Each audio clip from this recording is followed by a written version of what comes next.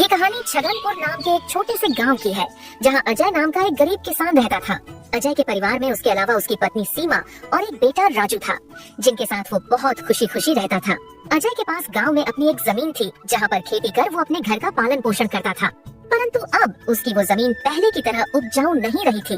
धीरे धीरे उसकी जमीन से फसल की पैदावार भी कम होने लगी थी। एक दिन इसी चिंता में वो अपने जमीन के पास बैठा होता है और कमाने का कोई और जरिया सोचने लगता है। दिन प्रतिदिन मेरे इस जमीन से उगने वाली फसल कम होते जा रही है। लगता है मुझे अब कोई दूसरी जमीन लेकर काम करना होगा, या तो कोई और जरिया ढूंढना होगा कमाने का। पर अब मैं इस जमीन के भरोसे नहीं रह सकता हूँ। चलो एक बार चल के सीमा से राय लेकर देखता हूँ वो क्या कहती है इस बारे में। अजय तुरंत खेत से अपने घर की तरफ चल पड़ता है। घर पहुंचकर वो सबसे पहले अपनी पत्नी सीमा को आवाज लगाता है। सीमा जरा यहाँ आना, तो तुमसे एक जरूरी बात करनी है। अजय की आवाज सुनकर सीमा वहाँ आ जाती है। बोलिए, आपने मुझे बुलाया क्या? हाँ सीमा, मुझे तुमसे एक जरूरी विषय पर बात करनी है और तुम्हारी राय जाननी है। हाँ बोलिए, क्या बात है? सीमा, तुम तो जानती हो हमारी जमीन अब पहले की तरह इतनी उपजाऊ नहीं रही है, और अगर मैं ज्यादा खाद वगैरह डालने की कोशिश करूंगा तो कहीं उसकी मिट्टी और खराब ना हो जाए। इसलिए सोच रहा हूँ कि कुछ समय के लिए उस जमीन पर खेती करना छोड़ दूं। हर साल थोड़ी थोड़ी खाद उसमें डालता रहूंगा, जिससे कुछ सालों बाद वो पहले की तरह उपजाऊ हो जाएगी। फिर उसमें खेती करना शुरू कर दूंगा। हाँ, ये ठीक रहेगा। इससे आपकी जमीन भी सही रहेगी और उसमें उगने वाली फसल भी। हाँ, पर तब तक मैं क्या करूँ, क्योंकि मेरे पास दूसरी तो कोई जमीन नहीं है। तो घर का खर्च चलाने और राजू के पढ़ाई के लिए कहाँ से पैसे जुटा पाऊंगा। आप एक काम क्यों नहीं करते, एक बार जाकर गांव के जमींदार काका से मिल लीजिए। वो तो बहुत अच्छे और नेक दिल है, वो आपकी जरूर कोई मदद करेंगे। हाँ सीमा, ये ठीक रहेगा, क्योंकि काका अगर कोई नया काम भी करने बोलेंगे तो वो उसमें भी मेरी मदद कर देंगे। ठीक है सीमा, तो मैं कल सुबह सुबह ही काका से मिलने उनके घर चला जाऊंगा।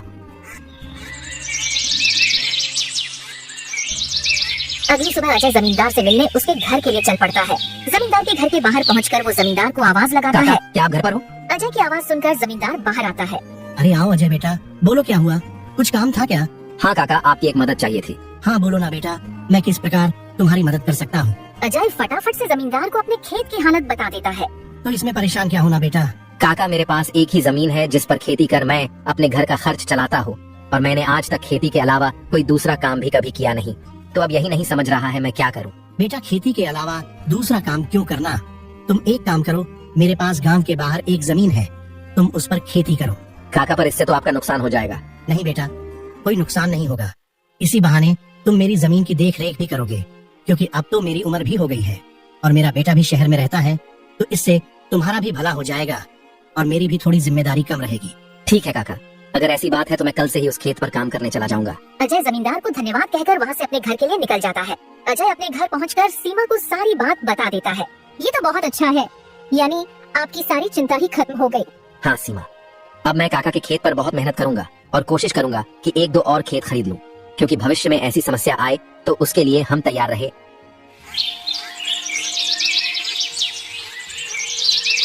अगली सुबह अजय जमींदार के खेत पर काम करने निकलने वाला होता है तो सोचता है, काका की जमीन गांव के बाहर है तो शायद शाम को आते आते देर हो जाए, इसलिए सीमा को बोलकर जाता हूँ। सीमा जरा यहाँ आना तो। अजय को बुलाता सुन सीमा वहाँ आती है। बोले, आपने बुलाया मुझे? हाँ सीमा, सुनो, काका का खेत गांव के बाहर है तो मुझे शाम को घर लौटने में थोड़ी देर भी हो सकती है। तो अगर मुझे देर हो जाए तो तुम और राजू खाना खाकर सो जाना। ठीक है, पर अपना ध्यान रखना। और हाँ, 1 मिनट रुकना, मैं आपके खाने का डिब्बा लेकर आती हूँ, वो लेकर ही जाना। फिर क्या था, अजय अपना खाने का डिब्बा लेकर गांव के बाहर वाली जमीन पर काम करने चल पड़ता है। चलते चलते कुछ समय बाद वो गांव के बाहर वाली जमीन पर पहुंच जाता है। चलो अब पहुंच गया हूँ तो फटाफट से खेत पर काम करना शुरू कर देता हूँ। अजय अपनी कुदाल उठाकर खेत पर काम करना शुरू कर देता है। अजय को अभी काम करते कुछ समय हुआ ही था कि तभी पीछे से एक सांप आकर उसे काट लेता है। सांप के काटने के कुछ समय में ही अजय चक्कर खाकर वहीं गिर जाता है। यहाँ अजय सांप के काटने से बेहोश हो चुका था, पर गांव के बाहर होने के कारण उसकी खबर अब तक उसके घर वालों को नहीं चलती है। सुबह की अब रात हो जाती है और सीमा अजय का इंतजार कर रही होती है। माँ को इतने परेशान देख राजू पूछता है, क्या हुआ माँ, पिताजी अब तक क्यों नहीं आए? बेटा, तुम्हारे पिताजी आज काम करने जमींदार काका के गांव के बाहर वाली जमीन पर गए हैं और उन्होंने मुझे बोला भी था कि उन्हें आते आते देर हो जाएगी, पर अब कुछ ज्यादा ही समय हो गया है। माँ, आप क्यों फिक्र कर रही हो? पिताजी ने जब बोला था कि उन्हें आने में देर होगी तो कुछ सोच समझकर कहा होगा। एक काम कीजिए, आप जाकर सो जाइए। राजू की बात सुनकर सीमा अपने कमरे में सोने के लिए चली जाती है। अगली सुबह भी जब सीमा देखती है कि अजय अब तक घर नहीं आया है, तो परेशान होकर वो सीधा जमींदार से मिलने उसके घर की ओर चली जाती है। सीमा जमींदार के घर पहुंचकर उनसे अजय के बारे में पूछने लगती है। नमस्ते जमींदार काका। नमस्ते बेटी, बताओ कैसे आना हुआ। काका, अजय कल आपके गांव के बाहर वाले खेत में काम करने गए थे, पर अब तक घर नहीं आए हैं। क्या कहा बेटी? अजय कल गया था और अब तक घर नहीं आया। हाँ काका, उन्होंने मुझे कहा था कि खेत गांव के बाहर है, तो आते आते रात हो जाएगी, पर अब तो रात की सुबह हो गई, पर वो अब तक नहीं आए हैं। चिंता मत करो बेटी, मुझे थोड़ा समय दो, मैं अभी किसी को भेजकर पता लगाता हूँ कि अजय कहाँ है। जमींदार तुरंत अपने घर में काम करने वाले घनश्याम को अजय को देखने अपने खेत पर भेजता है। कुछ समय के बाद घनश्याम जमींदार के खेत पर पहुंच जाता है और वहाँ का दृश्य देखकर वो परेशान हो जाता है। ये क्या, अजय का तो पूरा शरीर नीला पड़ चुका है। मुझे लगता है इसे किसी सांप ने काटा है। मुझे तुरंत जमींदार जी को ये बात बतानी पड़ेगी। घनश्याम वहाँ से भागते भागते जमींदार के घर के लिए निकल जाता है। घनश्याम जैसे ही जमींदार के घर पहुँचता है, उसके कुछ कहने से पहले ही जमींदार उससे पूछने लगता है। क्या हुआ घनश्याम बेटा, तुम इतना दौड़ते हुए क्यों आए, और क्या तुम्हें अजय मिला? घनश्याम जमींदार को सारी बात बता देता है जो उसने खेत में देखी थी। घनश्याम जब जमींदार को सारी बात बता रहा होता है, तभी वहाँ पास में खड़ी सीमा भी सारी बात सुन लेती है और रोने लगती है। घनश्याम, तुम सबसे पहले वैद्य जी को लेकर वहाँ पहुँचो, मैं सीमा बेटी को लेकर वहाँ आता हूँ। घनश्याम को वैद्य जी के पास भेजने के बाद जमींदार सीमा को समझाने लगता है। सीमा बेटी, पहले तो तुम रोना बंद करो और जल्दी से मेरे साथ चलो, क्योंकि तुम्हारे रोने से अजय ठीक नहीं होगा। फिर क्या था, जमींदार सीमा को लेकर अजय को देखने उसके खेत की तरफ निकल जाता है और घनश्याम वैद्य जी को लेने दूसरी तरफ निकल जाता है। जमींदार और सीमा जब वहाँ पहुँचे तो उन्होंने देखा अजय बेहोश हालात में खेत में गिरा था और उसका पूरा शरीर नीला पड़ चुका था। सीमा अजय के पास बैठकर रोने लगती है। तभी वहाँ वैद्य जी आ जाते हैं। वैद्य जी के आते ही सीमा वहाँ से हट जाती है और वैद्य जी अजय की हालत का जायजा लेने लगते हैं। क्या हुआ वैद्य जी, अब कैसी है अजय की हालत? देखिए जमींदार जी, मैं आपको झूठ बोलकर अंधेरे में नहीं रखना चाहता हूँ, पर अजय की हालत बहुत खराब है। वैसे तो मैंने उसे जहर को काटने वाली औषधि दे दी है, परंतु जहर अजय के अंदर कुछ ज्यादा समय तक रह गया है, जिस कारण वो प्रगाढ़ बेहोशी की हालत में चला गया है। प्रगाढ़ बेहोशी, ये क्या होता है वैद्य जी? प्रगाढ़ बेहोशी की हालत में व्यक्ति जीवित तो होता है, परंतु उसके बदन के हिस्से में हलचल नहीं होती है, और ये अब कब होश में आएगा ये भी नहीं कह सकते हैं। वैद्य जी, तो अब हम क्या करें? देखिए जमींदार जी, अभी के लिए मैं कुछ दवाइयाँ दे रहा हूँ, उसे समय समय पर पानी में मिला कर देना, बाकी तो सब ऊपर वाले के भरोसे है। वैद्य अजय की हालत का जायजा लेकर और दवा देकर वहाँ से चले गए। फिर कुछ गांव वाले अजय को लाकर उसको उसके घर के बिस्तर पर लिटा देते हैं। देखो सीमा बेटी, तुम बिल्कुल चिंता मत करना, तुम अजय की अच्छे से देखभाल करो, देखना वो बहुत जल्द ठीक हो जाएगा। और तुम्हें अगर किसी भी चीज की कोई भी जरूरत हो तो मुझे जरूर बता देना, और हर महीने मैं तुम्हारे लिए और राजू के लिए कुछ पैसे भेजता रहूंगा, पर तुम हिम्मत मत हारना। आपका बहुत बहुत धन्यवाद काका, आप हम लोगों की बहुत मदद कर रहे हो। जमींदार फिर वहाँ से सीमा को दिलासा देकर चले जाते हैं। जमींदार के जाने के बाद वहाँ राजू आ जाता है और अपने पिता की हालत देखकर सीमा से उसका कारण पूछने लगता है। माँ, ये पिताजी को क्या हुआ है? बेटा, तुम्हारे पिताजी को कल खेत में सांप ने काट लिया है, जिस कारण वो बेहोश हो गए हैं। माँ, तो पिताजी होश में कब आएंगे? बेटा, वैद्य जी ने कुछ दवाइयाँ दी है और उन्हें समय समय पर पिलाने कहा है। उन्होंने बोला कि उन दवाइयों से वो बहुत जल्द ठीक हो जाएंगे। पर माँ, पिताजी की ऐसी हालत है तो अब हमारे घर का खर्च कैसे चलेगा? बेटा, तुम उसकी चिंता मत करो, मैं हूँ ना, मैं सब संभाल लूंगी। नहीं माँ, आप क्या क्या करोगी? आप पिताजी का ध्यान रखोगी, आप घर संभालोगी कि घर का खर्च देखोगी? माँ, आप बस पिताजी का और घर का ध्यान रखो, मैं अब खेत पर काम करके घर का खर्च चलाऊंगा। राजू की ऐसी बातें सुन सीमा भावुक हो जाती है। नहीं बेटा, तुमको काम करने की कोई जरूरत नहीं है, मैं सब संभाल लूंगी, तुम बस अपने पढ़ाई का ध्यान रखो। तुम्हारे पिताजी का सपना है कि तुम बहुत बड़े अफसर बनो और मैं तुम्हें वो बनाकर रहूंगी, भले उसके लिए मुझे कितनी भी मेहनत क्यों ना करनी पड़े। फिर सीमा राजू को वहाँ से पढ़ने भेज देती है। मुझे अब कुछ करना ही होगा, क्योंकि मैं अब अजय का ठीक होने का इंतजार तो नहीं कर सकती हूँ। मुझे अब खुद जाकर खेती करनी होगी और हो सके तो कोई और काम भी देखना होगा। अगली सुबह सीमा सीधे जमींदार से मिलने पहुँच जाती है। नमस्ते जमींदार काका। नमस्ते बेटी, बताओ कैसे आना हुआ, और अजय की तबीयत अब कैसी है? काका, अजय की तबीयत फिलहाल तो वैसी ही है और मुझे आपकी एक मदद चाहिए थी, इसीलिए मैं आपसे मिलने चली आई। हाँ, बोलो ना बेटी, मैं तुम्हारी किस प्रकार मदद कर सकता हूँ? काका, मैं चाहती हूँ कि जो जमीन आपने अजय को दी थी काम करने के लिए, आप मुझे उस पर काम करने की इजाजत दे दी, ताकि मैं उस पर काम करके अपने घर का खर्च और राजू की पढ़ाई करा सकूं।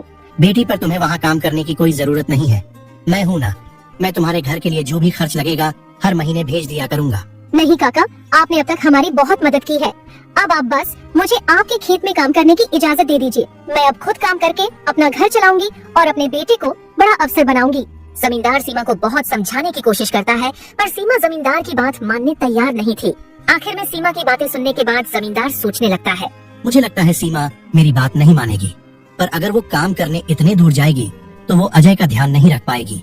एक काम करता हूँ, मैं सीमा को मेरी गांव के अंदर वाली जमीन पर काम करने के लिए कह देता हूँ, ताकि वो खेतों पर काम भी कर सके और अपने घर का ध्यान भी रख सके। ठीक है सीमा बेटी, मैं तुम्हें अपने खेत पर काम करने की इजाजत तो दे सकता हूँ, पर तुम्हें मेरी एक बात माननी होगी। हाँ काका, बोलिए ना। बेटी, तुम्हें मेरे गांव के बाहर वाले खेत पर काम करने की कोई जरूरत नहीं है। मेरे पास तुम्हारे घर के नजदीक भी एक खेत है, तुम वहाँ काम कर सकती हो, ताकि तुम अपने घर का और अजय का दोनों को ख्याल रख पाओगी। काका, ये तो और भी अच्छा रहेगा, इससे तो मेरी बहुत मदद हो जाएगी। बेटी, पर एक छोटी सी समस्या है, वो खेत बाहर वाले खेत से थोड़ा छोटा है। हाँ तो कोई बात नहीं है काका, वो खेत मेरे घर से नजदीक है, वही बहुत बड़ी बात है। मैं खेत में काम करने के साथ साथ दूसरे के घर का काम भी करना शुरू कर दूंगी, ताकि उन पैसों से मैं राजू की पढ़ाई का खर्च निकाल सकूं। बेटी, पर तुम्हें इतना काम करने की क्या जरूरत है? काका, मुझे काम करना ही होगा। अजय का सपना था कि राजू पढ़ लिख कर बड़ा आदमी बने। अगर मैं मेहनत नहीं करूंगी तो उसका सपना अधूरा रह जाएगा। राजू की पढ़ाई के लिए और घर चलाने के लिए मुझे हर हाल में ये जिम्मेदारी उठानी पड़ेगी। जमींदार सीमा के संकल्प और साहस से भावुक हो जाते हैं। ठीक है बेटी, तुम्हारी मेहनत देखकर मुझे पूरा भरोसा है कि तुम जरूर सफल होगी। मैं तुम्हारी हर संभव मदद करूंगा। तुम कड़ी मेहनत करो, भगवान भी तुम्हारे साथ है। सीमा ने जमींदार के गांव के अंदर वाले खेत पर काम करना शुरू कर दिया। वह सुबह खेत पर काम करती और दोपहर के बाद गांव के घरों में सफाई और खाना बनाने जैसे छोटे मोटे काम करने जाती। धीरे धीरे सीमा की मेहनत रंग लाने लगी। खेत में अच्छी फसल हुई, जिससे उसका घर चलने लगा, और जो पैसे वह दूसरों के घरों में काम करके कमाती थी, वह राजू की पढ़ाई में खर्च करने लगी। बेटा, मैं चाहती हूँ कि तुम मन लगाकर पढ़ाई करो।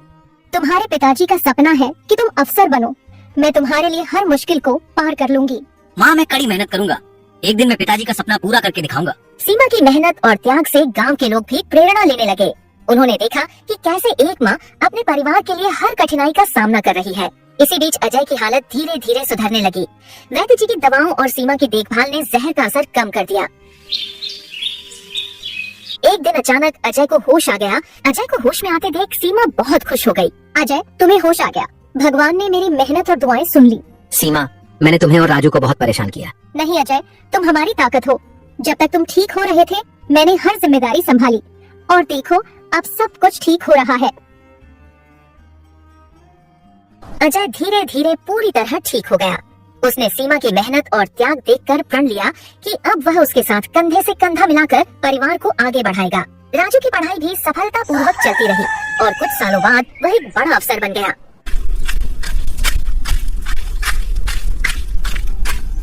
माँ, पिताजी, मैं आज जो कुछ भी हूँ वह आपकी मेहनत और त्याग के कारण हूँ। नहीं बेटा, ये सब तुम्हारी माँ का बलिदान है।